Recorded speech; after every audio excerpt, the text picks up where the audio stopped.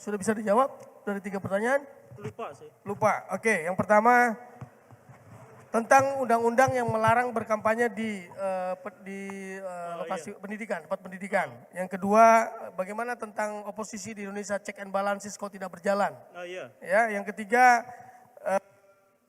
mahasiswa seperti apa dengan kondisi seperti sekarang ini, apa peran mahasiswa? Oh iya, itu pendeknya begitu ya. Ya. Kita mulai dari oposisi dulu di Indonesia. Apakah oposisi itu ada atau tidak? Oposisi secara teknis dan dalam etika itu pasti selalu ada. Bagaimanapun pasti ada. Tapi secara legal di Indonesia itu gak bisa ada. Jadi legal politik di Indonesia itu ada, kan kalau misalkan kita membahas tentang oposisi itu, kita kebayangnya tentang 2 partai yang besar, kemudian ketika yang satu menjadi pemerintah, yang satu lagi menjadi pemerintah yang membayang-bayangi. Pemerintah yang cari kesalahan, pemerintah yang terus-terusan mengkritik, yang memberikan kesempatan agar si pemerintah yang hanya menampilkan hal-hal yang baik saja, dia menampilkan hal-hal yang buruk saja. Jadi dalam oposisi itu maksudnya kan sebenarnya seperti itu. Dan di Indonesia tidak bisa seperti itu. Kita ketika ada Pak Rocky, itu oposisinya bukan oposisi sebagai lembaga, karena kita susah sekali untuk mengaitkannya dengan oposisi sebagai sebuah lembaga. Jadi bagaimana cara agar balance oposisi itu bisa balance? Ya, Pak Rocky itu harus tetap dibiarkan ada dan tetap harus berbicara di media. Itu balance-nya itu biar seperti itu, biar media-media itu tidak hanya memberitakan dalam satu perspektif saja, tapi juga ada perspektif yang lain. Bukan berarti Pak Rocky selalu benar atau bukan berarti pemerintah selalu salah. Tapi intinya adalah kedua belah pihak diizinkan untuk mendemonstrasikan apa yang telah disampaikannya, apa yang telah dicapainya, dan apa yang telah diperbuatnya. Begitu, itu yang pertama. Kemudian yang kedua, saya lupa lagi. Oh ya ini. Saya khawatir soal peran mahasiswa ini, karena gini, waktu saya jadi mahasiswa, saya diceramahin satu romantisme yang sama, yaitu adik-adik mahasiswa, kalian harus ingat bahwa bukan cuma satu presiden di Indonesia yang dilengserkan oleh mahasiswa. Ternyata puluhan tahun setelah saya lulus dari mahasiswa, masih ada ucapan itu. Jadi kalau misalkan ada ucapan yang berulang-ulang, ada kemungkinan itu adalah doktrin gitu. Jadi kalau misalkan berarti ini yang dipelihara bahwa mahasiswa pernah menggulingkan presiden dan menggulingkan presiden berikutnya, sedangkan kualitas mahasiswa sekarang susah untuk bergerak dan sebagainya. Nah, yang paling penting sebenarnya bukan capaian mahasiswa zaman dulu. Jangan terus-terusan romantis terjebak pada cerita-cerita masa lalu. Kalau misalkan di zaman dulu kita harus berdemonstrasi, dan akhirnya memunculkan reformasi, di era yang katanya sekarang bukan reformasi, ganti teriakan dengan tulisan. Bisa enggak? Ganti cerita-cerita orasi di jalan yang bikin orang macet itu, ganti jadi gerakan-gerakan intelektual. Gitu. Jangan lalu mengatakan bahwa generasi mahasiswa di zaman dulu, di zaman Soekarno, mampu menggulingkan Bung Karno. Gitu. Itu kan mahasiswa GMNI justru malah melakukan hal yang sebaliknya. Kalau misalkan Pak Harto juga dilengserkan oleh mahasiswa, ada elemen-elemen mahasiswa yang pro terhadap Pak Harto pada waktu itu. Jadi sebenarnya mahasiswa pada waktu itu juga terbelah, pada waktu itu sebenarnya juga. Nah jadi kalau di zaman ketika sekarang kita tidak lagi menggunakan istilah reformasi, tidak lagi menggunakan istilah-istilah yang seperti itu, saya tanya kepada mahasiswa di sini,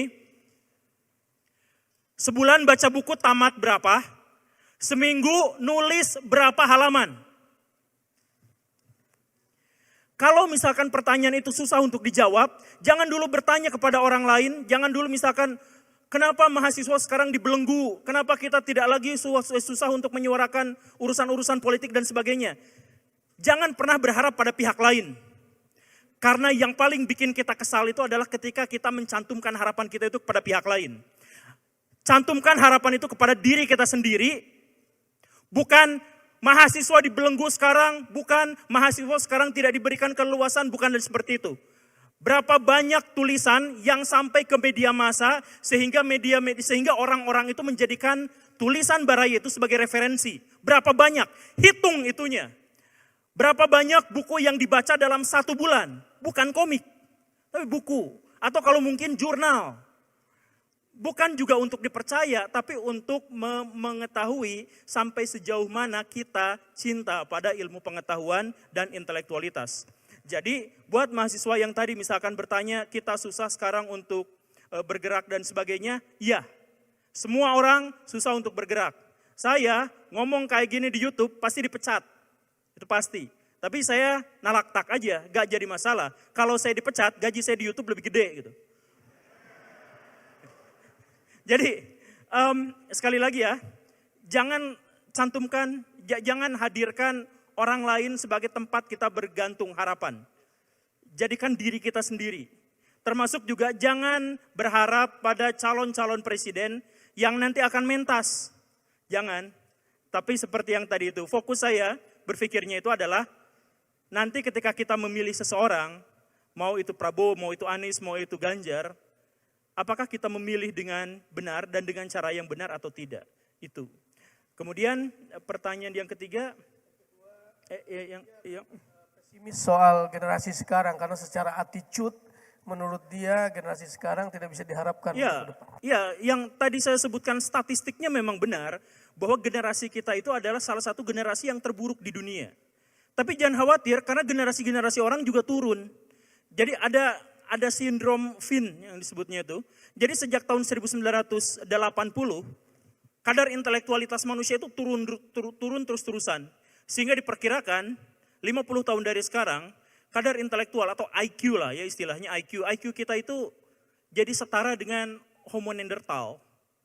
Kita tuh makin tidak cerdas. Kenapa? Kalau dulu ada survei yang menyebut siswa-siswa Indonesia bisa mendengarkan satu narasi 15 menit konsentrasi. Sekarang kita nonton TikTok beberapa menit langsung scroll, beberapa detik bahkan.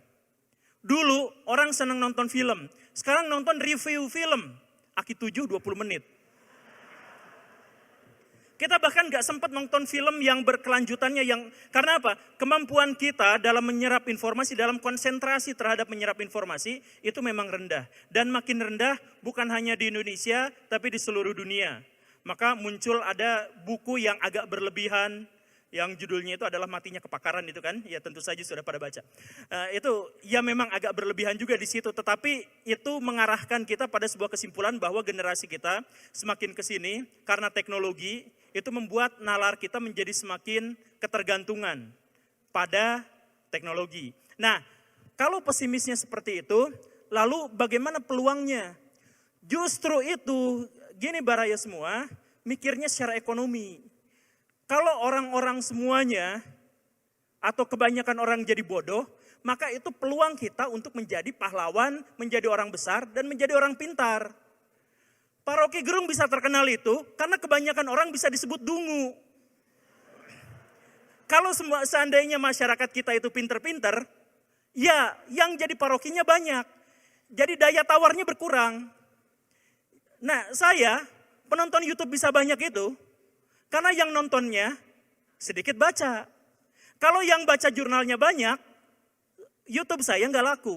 Jadi kalau misalkan tadi saya pesimis, ketika melihat anak-anak muda kita menjadi kadar intelektualitasnya rendah dan sebagainya, itu justru optimisme, berarti kesempatan kita untuk menjadi pahlawan-pahlawan besar di masa depan yang akan merombak peradaban itu jauh lebih besar daripada kesempatan orang lain.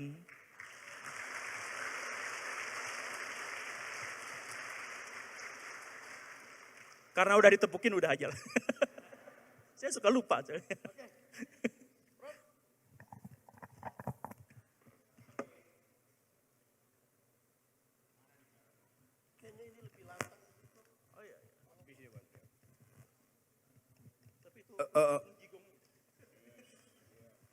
Oke, sebetulnya saya nggak sendirian, ada banyak Rocky Gerung tuh. Kalau Anda lihat Twitter, kira-kira ada 30 pakai nama saya. Kalau Anda lihat Instagram juga sekitar segitu 20-an yang orang kirim ke saya tuh. Ada Instagram yang pakai nama saya, followernya kira-kira 500.000. Dan itu dia pakai untuk dagang obat kuat. Iya, serius tuh. Saya nggak tahu bagaimana caranya tuh. Karena nggak ada hukum di Indonesia kan. Demikian YouTube. YouTube itu ada tapi itu bukan punya saya. Itu punya FNN dengan Heri Subeno tuh. Jadi saya narasumber tetap tuh. Jadi jelas dari YouTube penghasilan Guru Gembul lebih banyak tuh. Jadi bukan soal itu tapi. Memang ada kebutuhan orang untuk meniru. Dan saya nggak terganggu ya ambil aja kan nggak ada hukum. Pakai Rocky Gerung. Iya itu nama saya tapi dia bisa Rocky titik Gerung. Jadi punya dia tuh. Rocky Gerung underscore titik dipunya. Jadi dia bisa diputar-putar kan. Sama seperti otaknya nggak jelas kemana jadi putar-putar. Tapi itu menandakan orang mau meniru. Kebetulan yang ditiru adalah akal sehat. Maka saya senang aja tuh. Kan nggak ada orang yang mau meniru akal dungu kan. Tapi poin yang selalu ingin kita tekankan. Tadi ada teman tadi bilang. Semua orang ingin jadi ideolog gitu. Ingin memastikan sesuatu secara doktrinal. Padahal sebetulnya dunia ini tidak mungkin dihidupkan dengan cara-cara yang ideologis. Kita ingin hidup di dalam kondisi hermeneutis, semiotis itu. Yang selalu fluxing. Bukan flexing ya, fluxing. Bergetar terus kan. Kan kita nggak pernah selesai manusia itu. Yang bahaya adalah mereka yang ingin membackup pikiran itu dengan ideolog supaya berhasil membuktikan bahwa dia tidak bisa diganggu. Seorang ideolog itu udah berhenti pikirannya. Karena dia nggak mungkin lagi punya kemampuan atau keinginan untuk bertengkar. Dia anggap this is my point, okay, at all cost saya mau defense poin saya itu. Tapi dia nggak defense, dia anggap itu akan diterima orang lain. Itu yang sering terjadi itu. Terutama yang sering saya terangkan Pancasila adalah ideologi negara. Di mana Pancasila disebut ideologi negara? Setiap hari ada seminar tentang Pancasila kok. Ideologi itu nggak mungkin diseminarkan, berhenti dia di situ. Jadi ngaco cara melihat keadaan semacam ini. Tadi ada perempuan tadi yang, jadi sebetulnya kita dikuasai oleh kaum ideolog. Betul tadi ideolog itu dalam bahasa Prancis mereka tidak bisa berpikir. Di sini lain tuh, ideolog artinya ada di BRIN itu. BPI apa namanya, BPIP, Badan Pembinaan Ideologi Pancasila. Ngapain? Kalau udah ideologi artinya seluruh rakyat udah tahu. Ngapain dibina lagi? Kan ngaco tuh. Apa? Ideologi gak perlu dibina. Ideologi itu adalah fasilitas seseorang untuk pergi pada keyakinan yang tidak perlu diuji. Itu namanya ideologi itu. Jadi mereka yang memamerkan ideologi itu sebetulnya dia demagog sebetulnya. Bukan pedagog. Anda semua ada pedagog. Ingin melakukan pedagogi pendidikan. Demagog mengandalkan retorik yang membual-bual itu supaya dipercaya orang. Kita mau hindari itu ideolog dan demagog at all cost itu. Sekarang soal apa tadi ya? Saya keturunan Guru Gembul nih lupa nih apa. Masalahnya ada tadi seorang perempuan mempertanyakan keadaan yang membuat dia pesimis. Anda tadi siapa? Psikolog, belajar psikologi itu. Kalau kita belajar psikologi ada satu keadaan di dalam psikoanalisis yang disebut keadaan delirium. Delirium artinya seseorang tidak mampu mengucapkan pikirannya karena kondisi-kondisi eksternal, bukan kondisi internalnya. Nah, kebanyakan itu dialami oleh perempuan. Perempuan dianggap subjek atau sosok yang tidak mungkin berpikir abstrak. Perempuan adalah sosok yang tidak mungkin berpikir teknologis, tidak mungkin berpikir matematis. Nah, positioning ini memojokkan perempuan sehingga akhirnya dia terima bahwa memang saya nggak bisa berpikir. Padahal sebetulnya dalam ilmu pengetahuan kecerdasan itu diturunkan oleh perempuan.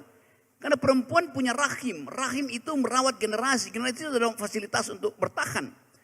Jadi hanya orang yang mampu bertahan yang bisa menghasilkan peradaban. Yang bisa menghasilkan orang yang bertahan adalah rahim perempuan. Tetapi patriarkisme, maskulinitas menganggap bahwa perempuan itu sebaiknya tidak perlu bicara. Akibatnya perempuan mengalami kegaguan dan kegugupan sekaligus. Istilah fisioterapia delirium. Padahal si perempuan itu tidak mampu bicara karena dia mesti meminjam grammar laki-laki. Itu masalahnya. Kan kita di sini kita pakai tata bahasa laki-laki semua nih. Logis, sistematis, antisipatif, dominatif. Grammar di dunia ini dari 10.000 tahun yang lalu adalah grammar yang dibuat oleh laki-laki. Nah sekarang perempuan bisa mengucapkan itu karena ada sosial media misalnya. Kita nggak tahu dia laki apa perempuan, tetapi ada kesetaraan argumen melalui sosial media. Jadi sosial media atau teknologi media memungkinkan ada kesetaraan baru di situ. Dulu perempuan disebut sebagai the unspeakable, yang nggak mampu bicara. Sekarang mereka ada the unstoppable, nggak bisa dihentikan lagi kalau udah bicara tuh. Itu dasarnya kan. Jadi ada perubahan demografi, Yunto perubahan kondisi psikologis tuh. Nah pemerintah nggak paham itu. Bahasa perempuan tentang lingkungan, bahasa perempuan tentang ethics of care, bahasa perempuan tentang perdamaian tidak dianggap oleh pemerintah. Karena pemerintah masih terkungkung di dalam pikiran-pikiran maskulinitas, patriarkis. Anda lihat setiap talk show itu, ya paling ini aja buktinya, nggak ada perempuan yang ada di sini kan. Untung ada perempuan yang protes, yang bicara di situ kan. Jadi sekali lagi, kalau kita lihat perkembangan ke depan, sangat mungkin bahwa nanti generasi manusia sudah ada di dalam langkah untuk berhenti sebagai spesies. Kan kita terlalu lama menghuni alam semesta itu. Pasti ada makhluk lain. Cyborg misalnya itu. Atau Sibyon. Yang sekarang makhluk yang menempati pikiran kita itu semua ada di handphone kita tuh. Yang sebentar lagi akan Anda kaget, Anda melihat diri Anda dimanipulasi dan Anda setuju itu. Namanya ChatGPT. Kan itu yang terjadi kan. A new kind of humanity di situ. Sejenis humanitas baru. Dan Anda akrab dengan itu. Jadi pastikan aja bahwa memang alam semesta tidak didesain khusus untuk manusia. Ada entitas lain. Yang mungkin kita belum bisa bayangkan. Tetapi kita percaya bahwa omnipresent. Dari yang kita sebut Tuhan atau alam semesta atau rumus alam semesta. Bekerja secara pelan-pelan, mencicil. Kalau kita bilang Tuhan udah selesai mencipta, ya kalau begitu udah kiamat dong. Jadi selama itu kita asumsikan bahwa Tuhan belum selesai mencipta. Karena itu belum ada kiamat, logikanya begitu. Jangan ganggu saya secara teologis ya, saya lakukan itu dalam kalkulasi epistemologis sebetulnya tuh. Logiknya begitu tuh. Jadi ucapkanlah sesuatu karena hanya itu yang memungkinkan kita bertengkar. Manusia didesain untuk bertengkar, bukan untuk manggut-manggut. Demikian juga saudara-saudara, kalau ada di dalam kelas jangan manggut-manggut pada dosen. Bilang aja dosen Anda dungu, bego, bodoh tuh. Ucapin supaya dosen itu minta oke, Anda pinter, pakai panggung saya, terangkan tuh. Oke, maju, terangkan.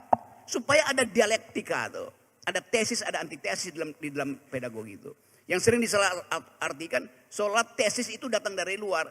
Tidak, tesis itu datang dari, antitesis itu datang dari si tesis. Nggak ada tesis dari luar. Pikiran kita membuat kita menentang sendiri itu. Di dalam psikologi ada peristiwa yang biasa disebut, saya mengejar subjek di luar saya, sementara saya dikejar oleh subjek di belakang saya. Karena itu kondisi pikiran selalu semiotik, selalu dalam keadaan oscillating. Jadi dalam keadaan itu dimungkinkan percakapan. Demokrasi hanya dimungkinkan kalau ada fasilitas hermeneutis itu. Jadi jangan katakan NKRI harga mati, nggak ada diskusi kalau begitu.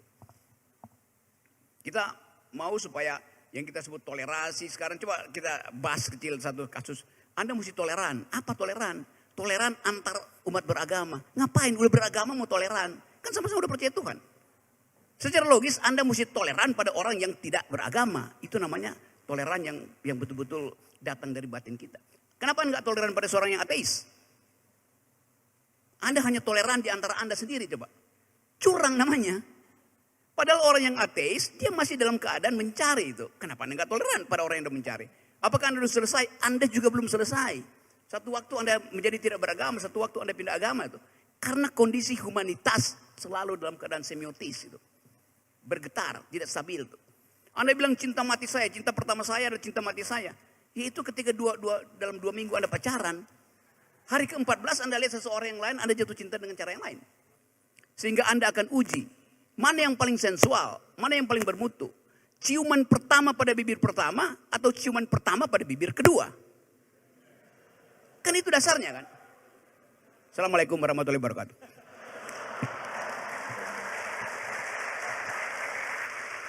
Ya, ada pertanyaan yang belum terjawab dari atas tanah tadi, dari mahasiswa tata negara yang mengatakan ini ada tokoh pimpinan politik yang mengendorse calon presiden sehingga agak mengganggu pemikiran rakyat.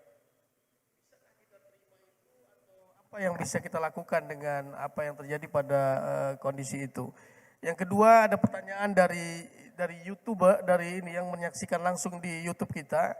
Pertanyaannya, jika sistem pemerintah kita kembali, ini dari Donik Sadon, ya, dari Donik Sadon di YouTube dia bertanya, jika sistem pemerintahan kita kembali ke sistem Orde Baru, apakah masih mungkin dilakukan?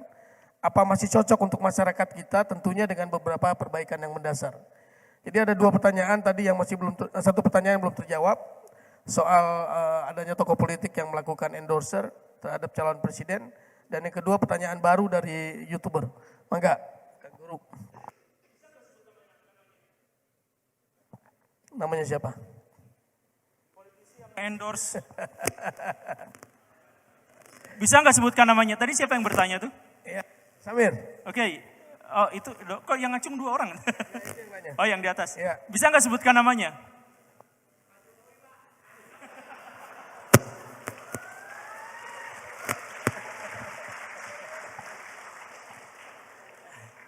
Ya, kalau selama masih malu-malu untuk nyebut nama ya susah untuk menemukan solusi. Tapi kan kalau sudah disebut namanya, artinya kita tahu siapa yang pada bagian itu harus dikurangi poinnya, kepercayaan kita pada dia harus dikurangi sedikit kan. Ya akhirnya kan kita tahu, terima kasih karena sudah menyampaikan informasi itu kepada kita semua. Ya betul. Ya tapi intinya pemilu itu kan panggung kebohongan, di situ tuh banyak dramanya. Jadi kalau misalkan mau dikaitkan dengan yang tadi, kan untuk menghasilkan sebuah keputusan bersama, itu ada beberapa mekanisme kan. Ada mekanisme voting, ada mekanisme aklamasi, ada mekanisme musyawarah, ada lobby. Nah pemilu itu di Indonesia ceritanya itu voting. Loh, kemana Pak? Oh iya. Oh, iya. Saya lanjut deh. Dia bisik-bisik, saya lanjut. Jadi pemilu itu ceritanya adalah voting, kita memilih orang yang menurut kita paling cocok untuk memimpin. Tapi pada faktanya itu bukan voting. Sebenarnya lobbying, di mana orang-orang besar berkomunikasi satu sama lain, berinteraksi satu sama lain, kemudian menciptakan kompromi-kompromi tanpa kita ketahui sama sekali. Jadi ketika misalkan kita tahu bahwa yang nyalon adalah Anies, yang nyalon adalah Prabowo dan sebagainya, kita hanya tahu bahwa mereka nyalon, kita nggak pernah tahu di belakang mereka apa transaksi-transaksi kebijakan, janji-janji yang antar mereka sendiri saja obrolkan, kan kita nggak pernah tahu.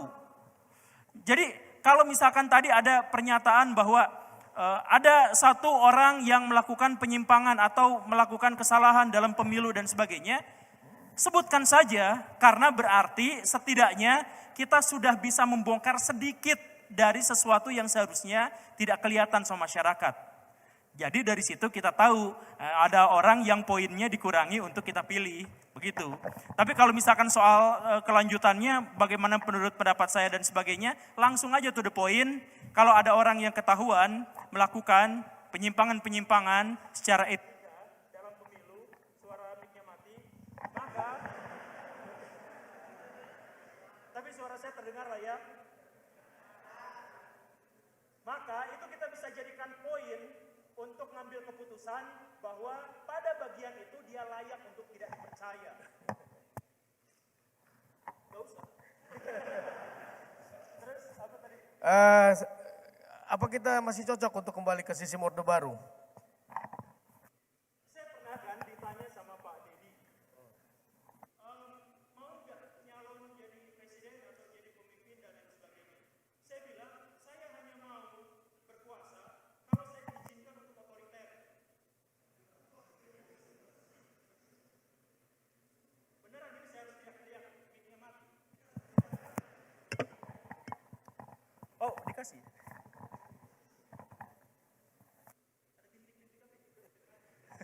Ya, jadi kalau misalkan kalau kita kembali ke pemerintah Orde Baru misalkan, apakah kita layak untuk seperti itu? ya kita analisis saja, ada beberapa yang memang baik dari Orde Baru, tapi ada banyak sekali yang buruk dari Orde Baru. Tapi prinsipnya begini, di mana-mana di seluruh dunia, demokrasi itu hanya berhasil di sebuah masyarakat yang sudah mapan. Yunani kuno yang tadi disebut, Athena itu gak lama kemudian dia langsung hancur pemerintahannya. Bahkan banyak orang-orang Yunani pada waktu itu yang curhat ke pendeta-pendeta Mesir. Mereka bilang, orang Yunani banyak ngomong dalam pemerintahannya, tidak efektif dan tidak efisien. Katanya seperti itu. Dan akhirnya di antara golongan-golongan orang Mesir kuno, orang Makedonia, termasuk orang Athena dan sebagainya, orang Athena itu sering disindir karena dianggap memiliki pemerintahan yang tidak terlalu efektif dan efisien. Itu adalah satu kelemahan dari demokrasi. Bukan berarti kita tidak boleh berdemokrasi. Tapi ini yang pengen saya sampaikan, bahwa pemimpin-pemimpin besar itu biasanya tidak lahir dari demokrasi. Siapa sih pemimpin besar yang lahir dari demokrasi? Sangat sedikit. Kenapa seperti itu? Karena demokrasi itu biasanya hanya bertempat di tempat yang nyaman. Kalau tempat yang nyaman itu tidak mungkin melahirkan pemimpin yang besar. Karena pemimpin yang besar lahir dari gejolak. Nah, dalam sejarahnya demokrasi hanya diterapkan pada negara-negara yang sudah mapan. Ketika diterapkan pada negara yang baru akan mapan, biasanya chaos. Biasanya, tidak selalu. Cina, bagaimana caranya agar dia bisa mengejar Barat? Dan sekarang pada beberapa segmen dia sudah berhasil melampaui Barat. Adalah karena mereka otoriter. Xi Jinping presiden seumur hidup. Ya mungkin karena memang dibarengi juga dengan kepemimpinan yang seperti itu. Tapi saya ditinggal oleh 2 orang ini. Oh ini ada. Tapi gini, yang tadi itu ya, jangan jadi oposisi biner. Jangan memandang segala sesuatu itu kalau enggak A, ya B gitu. Jangan lalu kita menyalahkan apakah kita masih cocok untuk mengikuti pola-pola Orde Baru. Jadi pilihannya adalah mengikuti pola Orde Baru atau mengikuti yang sekarang. Ya enggak. Kita bisa ambil banyak hal dari Orde Baru. Kita juga bisa buang semua hal yang buruk dari Orde Baru. Yang paling penting kita ngadain istihad politik. Bahwa kita yang perlu untuk hari ini itu apa, kita laksanakan. Yang tidak, ya buang saja. Jangan pakai identitas Orde Baru dan sebagainya. Itu sih pikiran saya.